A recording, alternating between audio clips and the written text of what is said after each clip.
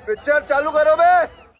पूरे देश में एलपीजी गैस जिसे हम बोलते हैं, जो घरों में खाना बनाने के भी काम आती है, रेस्टोरेंट में, इंडस्ट्री में, तरह तरह से लोग इसका इस्तेमाल करते हैं एलपीजी सिलेंडर का, गैस का।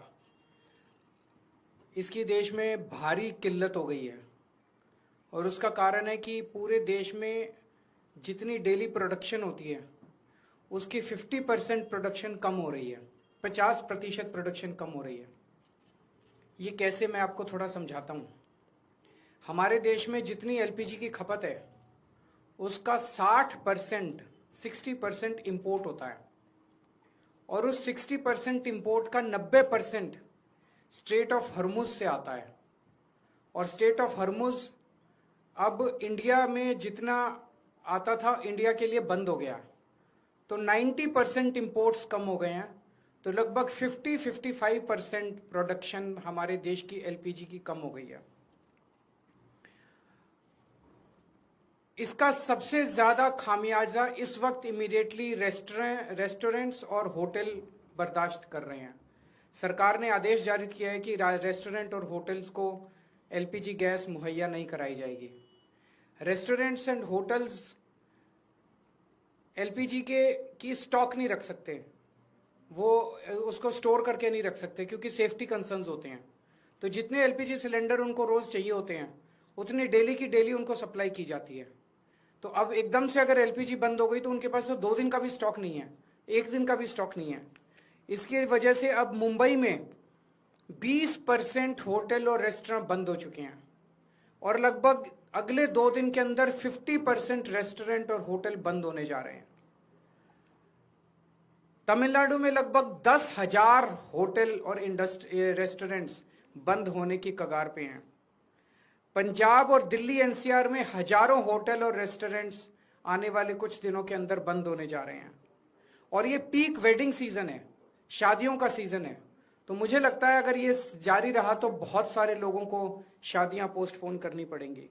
और इसी तरह की कहानियां बेंगलोर, हैदराबाद, पश्चिम बंगाल, छत्तीसगढ़, हरियाणा, बिहार, सब जगह से आ रही हैं।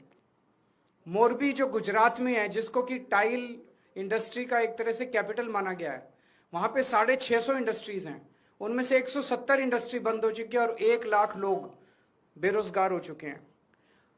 पूरे देश में इससे 1 करोड़ से ज्यादा लोगों के एकदम से बेरोजगार हो जाने की आशंका है। और इतने बड़े स्तर पे अगर लोग बेरोजगार हो गए तो क्या स्थिति होगी, हम सोच सकते हैं। और पिछले दिनों में सरकार ने कॉमर्शियल भी और डोमेस्टिक भी दोनों एलपीजी के दाम काफी ज्यादा बढ़ा दिए हैं। जो सरकार ने बढ़ाए वो तो अलग है, लेकिन अब मार्केट में जम के ब्लैक हो रही है एलपीजी की चारों तरफ। हमें यह समझना पड़ेगा ये क्यों हो रहा है। ये हो रहा है क्योंकि इजराइल और अमेरिका ने ईरान के ऊपर हमला किया है। स्ट्रेट ऑफ हर्मुज जो है वहां से दुनिया का काफी ज्यादा तेल और गैस जो है उसका आवागमन होता है। ईरान ने स्ट्रेट ऑफ हर्मुज पे कब्जा किया हुआ है और ईरान ने कहा है कि जो उनके फ्रेंडली देश हैं केवल उन्हीं को वहां से अपनी शिप्स ले जाने लाने का अधिकार होगा। तो जैसे रशिया, चाइना, केवल उनके शिप्स को अलाउ किया जा रहा है। इंडिया ने सबसे बड़ी, प्रधानमंत्री मोदी जी ने सबसे बड़ी गलती जो की है वो ये है, किसी भी युद्ध के अंदर जब हमारा कोई स्टेक ही नहीं है, हमें किसी भी पक्ष का साथ नहीं देना चाहिए था, हमें न्यूट्रल रहना चाहिए था। नॉन अलाइंड पॉलिसी भारत की विदेश नीति पिछले 75 साल से चली आ रही थी, जिसको प्रधानमंत्री ने चंद दिनों के अंदर डिमोलिश कर दिया। वो जाके सीधे इजराइल और अमेरिका के साथ खड़े हो गए, ईरान के खिलाफ खड़े हो गए। युद्ध शुरू होने के 1 दिन पहले उन्हें इजराइल जाने की क्या जरूरत थी? युद्ध शुरू होने के 1 दिन पहले उन्होंने नेतन्याहू को झप्पी पाने की क्या जरूरत थी? ये करके उन्होंने पूरे देश को संकट के अंदर डाल दिया है। और वो ऐसा क्यों कर रहे हैं ये हमारी समझ के परे है। आज तक भारत ने कभी भी अंतर्राष्ट्रीय स्तर के ऊपर ना इस साइड का पक्ष लिया ना उस साइड का पक्ष लिया। इवन कोल्ड वॉर के जमाने में भी जब जो 2 पोल्स होते थे दुनिया के, उस वक्त भी भारत जो है नॉन अलाइंड मूवमेंट का पक्षधर था, तब भी हमने किसी का पक्ष नहीं लिया। अभी प्रधानमंत्री जी ने सीधे सीधे अमेरिका के और इजराइल के पक्ष में अपना वो रखा और हमने ईरान जो हमारा पुराना दोस्त था, जिसके साथ हमारा काफी वो था, उसको हमने अपना दुश्मन बना लिया।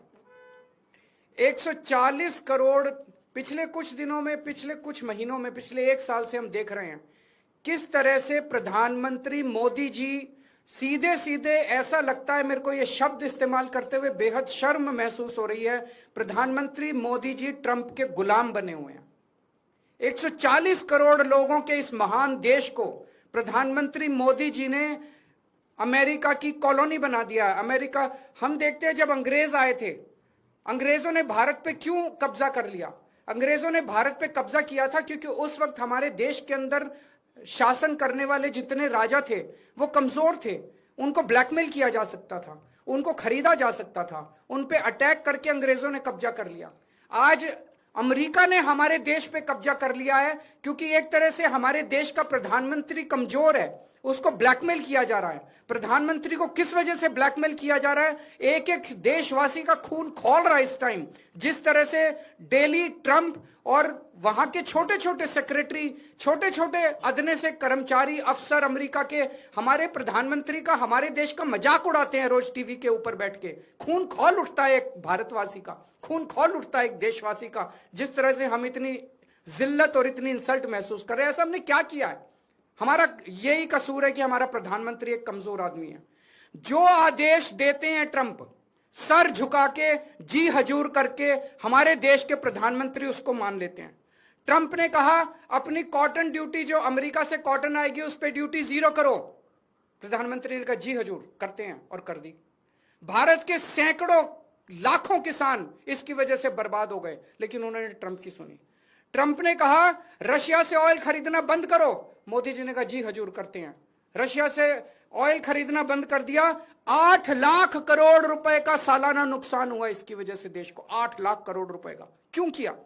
ट्रंप ने कहा जितना सामान तुम भेजोगे उस पर 18% ड्यूटी लगेगी, और जो अमेरिका से सामान इंडिया आएगा उस पर 0% ड्यूटी लगेगी। मोदी जी ने कहा जी हजूर, करते हैं, और उन्होंने कर दिया। देश के कितने कर्मचारी बेरोजगार हो गए, कितनी इंडस्ट्री बंद हो गई, लाखों करोड़ों किसानों का नुकसान हो गया। और अब उन्होंने इस युद्ध के अंदर ट्रंप का और इजराइल का साथ दिया है। हम ये जानना चाहते हैं कि प्रधानमंत्री जी की क्या मजबूरी है? कुछ तो है ट्रंप के पास प्रधानमंत्री मोदी जी का, जिस वजह से मोदी जी इतने मजबूर हैं। ट्रंप खुलेआम कह रहा है मेरे पास मोदी जी के कुछ ऐसे राज हैं जिनको अगर मैं पब्लिक कर दूं तो मोदी जी का करियर खराब हो जाएगा। अगर मोदी जी को लगता है कि कुछ ऐसी शर्मनाक बातें हैं ट्रंप के पास जिनको पब्लिक में आने से उन्हें नुकसान होगा, वो इस्तीफा दे दें, पर देश के साथ खिलवाड़ ना करें। कोई और पद जाएगा प्रधानमंत्री। अगर उन्हें अपने जो उनके सीक्रेट्स हैं ट्रंप के पास उसके पब्लिक होने से डर लगता है, वो इस्तीफा दे दें, पर देश को बर्बाद ना करें। मजा आया, और मैं ये जो मजा है हिंदुस्तान के हर व्यक्ति को देना चाहता हूं।